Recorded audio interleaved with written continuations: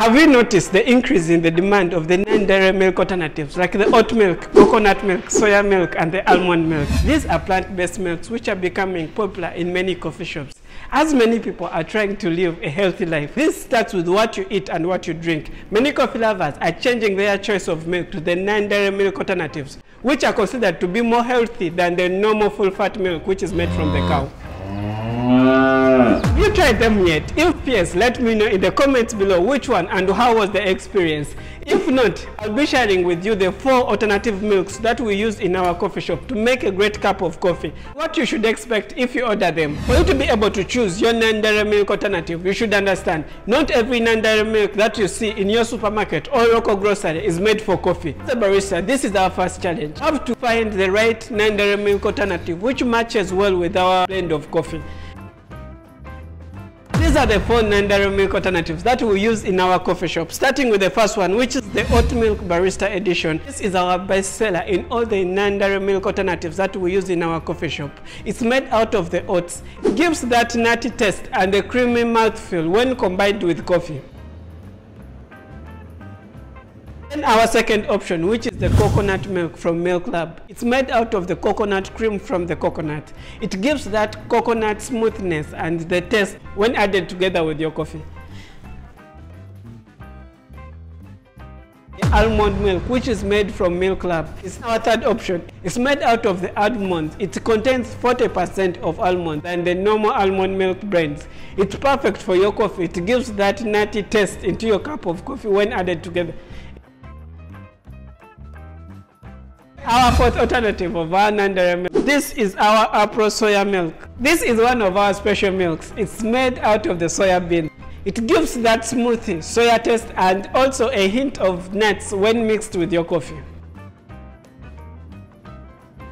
These are the 4 non-dairy milk alternatives that we use in our coffee shop, and we find them being the perfect one with our coffee blends. If you'd like to try them, I'll link them in the links in the description. And then our next step is how we can prepare this non-dairy milk and create a good cup of coffee out of them. The first key thing, if you're going to use this alternative milk, is the storage of this milk. We store our milk in the chiller. This is going to help us keep our milk cold. So when we're steaming it, we're going to have more time to stretch this milk so that we can create that perfect form for a good latte art. If you find this video to be useful, you can click the like button so that it can be spread to other people to help them overcome the challenge while using the alternative milks. After having our milk, you're going to need to shake this milk very well. Since this milk has a big percentage of water, whenever you store it, it settles down. You're going to need to shake it very well so that you can have an even mixture before pouring it in the jug. But before we steam our milk, this is the most important thing you should keep in mind. For you to achieve a perfect taste into your cup of coffee using this non-dairy milk alternative, you should steam this milk below 60-degree temperature. This is the perfect temperature while you're steaming this milk so that you can achieve the perfect taste in your cup of coffee. Let me show you how you can make a great cup of coffee using this non-dairy milk alternative. I'll be taking you through step by step. We start by grinding our coffee bean. We are using a Brazil medium roasted coffee bean. This is the perfect one when it comes to combining it with this non-dairy milk alternative, because some of these milks don't react very well with a light roasted coffee or a coffee with a high acidity. So we're going to extract our espresso. We're going to make a great cup of coffee. We start with the Oat Milk Barista Edition. We shake it to have an even mixture, pour it in the jug. Purge your steam 1 so that you can remove the air in your steam 1. Position your steam 1 in the right position to enable you create that foam that you're going to need. After creating the foam you will need, then lower down your steam 1 to create a swelling motion. This is going to help you stretch the milk to create that perfect texture. Below 65 degree, this is the perfect one. Stop your steam 1, then heat it down if you have some bubbles, then create your latte art. While pouring your latte art, you're going to need to have a control movement. This is going to enable you pour a good latte art using this milk. So we're going to pour a basic tulip latte art. As you can see, we're having a very perfect tulip latte art because we are using a control pouring when we are making our latte art. So this is our basic tulip latte art for our oat milk latte. So next is our coconut milk. We start by shaking it also so that we can create that even mixture. Then we're going to steam it. We start also by purging our steam wand to remove the air and the water in the steam wand. After purging our steam wand, then we're going to start our steaming process. Same as the oat milk, you start by letting in the air into your milk so that you can create the foam you're going to need. Then lower down your steam wand so that you can create a swelling motion. This is going to help you texture coconut milk so that you can create the perfect texture. At a 55-degree temperature is the perfect one while we are steaming this milk. Then we're going to create our latte art.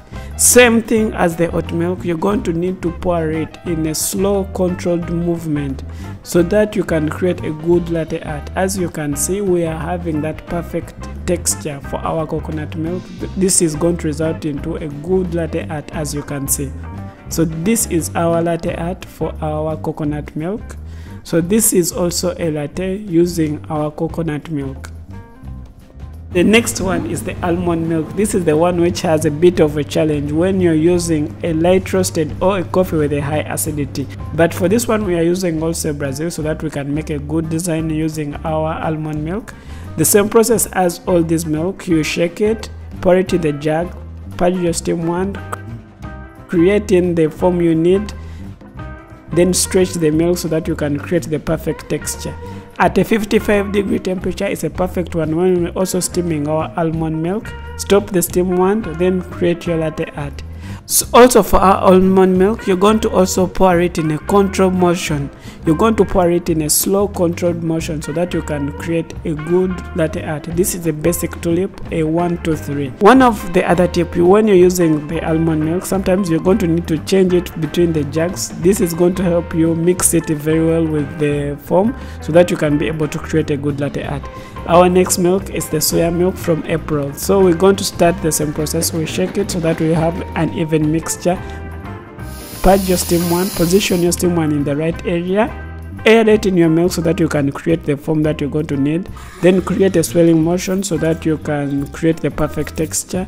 At a 55-degree temperature is a perfect one while we are steaming our soya milk. Stop the steam wand, purge it also. You ensure every time your steam wand is clean. Then swirl your milk so that you can mix it very well. Heat it down if it has some bubbles. Then we're going to pour our latte art. In the same process, you also need to pour it with the slow control movement so that you can be able to pour a good latte art. So for our soya milk, we are pouring a stock tulip, as you can see. This is a simple way that you can use the soya milk to create a good latte art design. As you can see, this is our latte also made with the soya milk. As you have seen, the most important thing to enable you make a good latte art using this non-dairy milk alternative is the amount of foam that you inject in on each of these milk alternatives. For you to be able to master how you can control your foam while you're steaming, I would recommend, if you're a beginner, to go in for the basics or the milk steaming where you're using the normal full fat milk.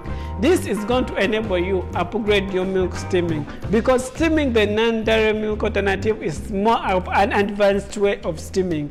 But if you can learn how you can steam the normal full fat milk, it's going to enable you to learn how you can easily texture this non-dairy milk alternative. So I would recommend you check out this video of mine. It's a full guide on how you can steam and create that smooth texture using the normal full fat milk, which is recommendable if you're to begin your journey of steaming milk.